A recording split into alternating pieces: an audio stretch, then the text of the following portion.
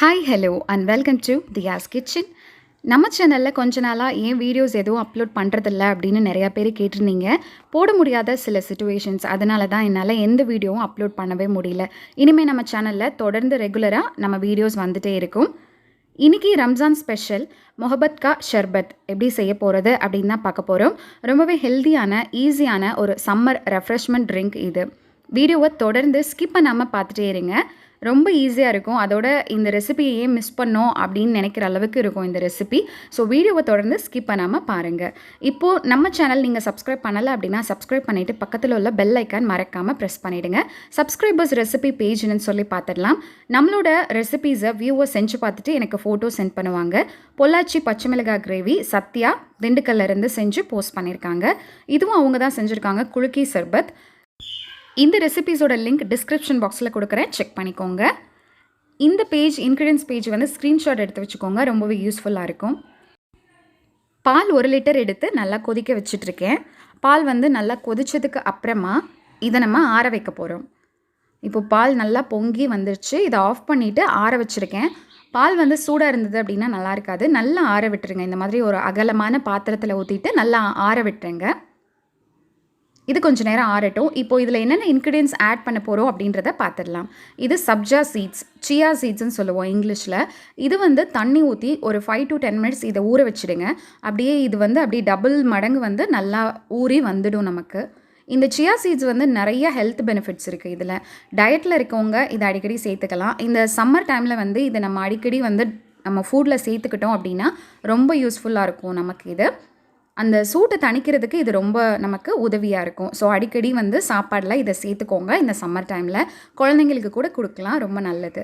இப்போது அது ஓரமாக இருக்கட்டும். இப்போ நான் வாட்டர்மெலன் எடுத்திருக்கேன், தர்பூசணி பழம். இதை வந்து நல்லா க்யூபாக கட் பண்ணிக்கலாம். இந்த பழம் வந்து நல்லா சின்ன சின்னதாக க்யூபாக கட் பண்ணி சேர்த்துக்கிட்டோம் அப்படின்னா நல்லாயிருக்கும், க்ரன்ச்சியாக டேஸ்டியாக இருக்கும். நம்ம செய்கிற இந்த மொஹபத் கா ஷர்பத் ரெசிப்பியில் இம்பார்ட்டண்ட்டான ஒரு இன்க்ரீடியண்ட்டே இந்த தர்பூசணி பழம் தான். ஸோ இதை வந்து விட்டுறாமல் இதை சேர்த்துக்கோங்க. இப்போது க்யூப்ஸாக நறுக்கியாச்சு. நிறைய பழம் எடுத்துக்கோங்க. உங்களுக்கு காமிக்கிறதுக்காக நான் ஒரு ஸ்லைஸ் மட்டும் வச்சுருக்கேன். இதுவும் ஓரமாக இருக்கட்டும். இப்போது நம்மளோட இன்க்ரீடியன்ஸ் எல்லாம் தயாராக இருக்குது. இது வந்து பவுடர்டு சுகர். நம்ம நார்மல் ஒயிட் சுகரை வந்து மிக்சர் ஜாரில் போட்டு பொடிச்சு எடுத்து வச்சுருக்கேன். தென் நம்ம ஊற வச்ச சப்ஜா சீட்ஸும் நல்லா ஊறி வந்துருச்சு. கூடவே வந்து ரோஸ் மில்க் எசன்ஸ் எடுத்திருக்கேன். ரோஸ் மில்க் எசன்ஸ் வந்து நம்ம கடைகளெல்லாம் ஈஸியாகவே கிடைக்கிற ஒரு விஷயந்தான். ஸோ இது வந்து ஒரு பாட்டில் எடுத்திருக்கேன். நட்ஸ் வந்து சாப் பண்ணி எடுத்திருக்கேன். உங்களுடைய விஷ் தான், நீங்கள் எந்த நட்ஸ் வேணாலும் எடுத்துக்கலாம்.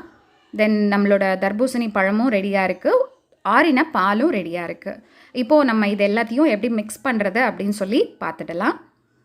நம்ம ரோஸ் மில்க் எசன்ஸ் இருக்குல்ல, அது உங்களுக்கு தேவையான அளவு இதில் சேர்த்துக்கோங்க. கலருக்கு தேவையான அளவு, சுவைக்கு ஏற்ற மாதிரி நீங்கள் சேர்த்து மிக்ஸ் பண்ணிக்கோங்க. ஏன்னா ஒருத்தவங்களுக்கு இந்த பிங்க் கலர் வந்து இன்னும் டார்க்காக இருந்தால் ரொம்ப பிடிக்கும் இல்லையா? ஸோ அது மாதிரி உங்கள் கலருக்கு ஏற்ற மாதிரி நீங்கள் சேர்த்துக்கலாம். இப்போது பவுடர் சுகர் ஆட் பண்ணிடலாம். நீங்கள் நார்மல் ஒயிட் சுகர் கூட ஆட் பண்ணலாம், பட் கரையிறதுக்கு கொஞ்சம் லேட் ஆகும். அதுக்காக தான் நான் பவுடர் சுகர் எடுத்துக்கிட்டேன். ஒயிட் சுகரை மிக்சர் ஜாரில் போட்டு பொடிச்சு எடுத்து ஆட் பண்ணிக்கிட்டேன். இப்போது நம்ம வாட்டர்மெலன் ஆட் பண்ணிடலாம். நான் காமிச்சப்போ உங்களுக்கு ஒரு ஸ்லைஸ் தான் காமிச்சேன், பட் நிறையவே நான் கட் பண்ணி வச்சுருந்தேன். நீங்கள் நிறைய சேர்த்திங்கன்னா நல்லா சாப்பிட்றப்போ நல்லா க்ரன்ச்சியாக ரொம்ப சுவையாக இருக்கும். ஸோ அதுக்காக தான் நிறைய ஆட் பண்ணிக்கிட்டேன். இதையும் நல்லா மிக்ஸ் பண்ணி விட்டுறலாம். இப்போ வந்து நம்ம சாப்டு நட்ஸ் வந்து ஆட் பண்ணிக்கலாம். கொஞ்சமாக ஆட் பண்ணிவிட்டு லாஸ்ட்டாக கார்னிஷிங்காக கொஞ்சம் எடுத்து வச்சுட்டேன். நீங்கள் இதில் வந்து பிஸ்தா, கேஷ்யூஸ் எது வேணாலும் நீங்கள் ஆட் பண்ணிக்கலாம்.